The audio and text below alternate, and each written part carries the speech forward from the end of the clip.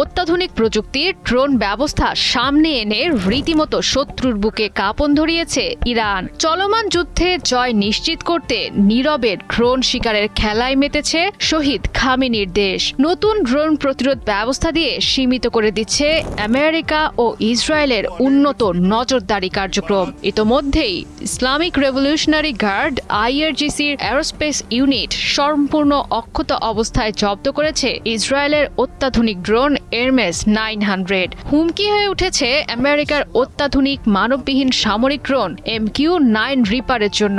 তবে ইরানের তৈরি প্রতিরক্ষা ব্যবস্থা প্রতিপক্ষের ড্রোনগুলোর জন্য তৈরি করেছে নতুন চ্যালেঞ্জ।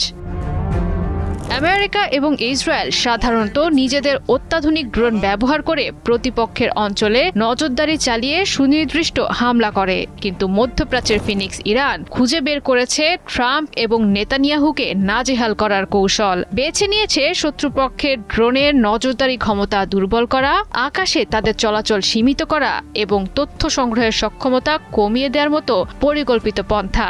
ইরানের কর্মকর্তাদের দাবি, তারা এখন এমন স্বয়ংক্রিয় ড্রোন বিধ্বংসী নেটওয়ার্ক তৈরি করেছে যা রাডারের কোনো সংকেত ছাড়াই শত্রুর ড্রোন ধ্বংস করতে পারে।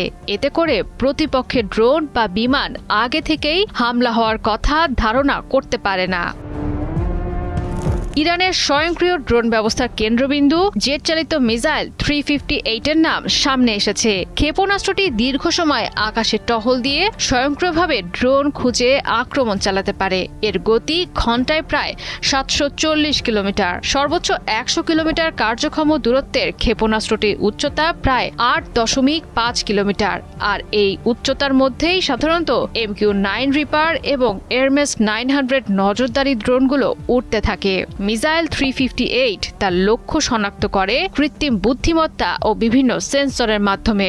রাডার ছাড়াই সরাসরি আক্রমণ করতে পারে বলে আগে থেকে কোনো সতর্কবার্তা পায় না ড্রোন অপারেটররা।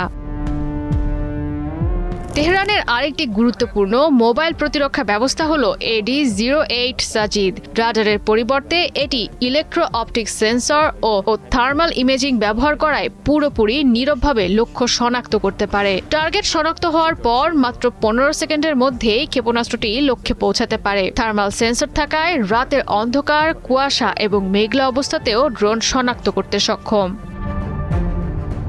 শুধু নতুন নয়, পুরনো R-73 এবং R-2070 বিমান ক্ষেপণাস্ত্রগুলোকেও নতুনভাবে কাজে লাগাচ্ছে ইরান। এসব সিস্টেমগুলোকে একসঙ্গে করে বহুস্তরে প্রতিরক্ষা ব্যবস্থা তৈরি করেছে ইরানের যোদ্ধারা, যাতে আকাশে একাধিক কিল জোন তৈরি হয় প্রতিপক্ষের জন্য। ইরানের এমন পদক্ষেপ দেখিয়ে দিচ্ছে শেষ হতে যাচ্ছে ড্রোনের একচেটিয়া আধিপত্যের যুগ।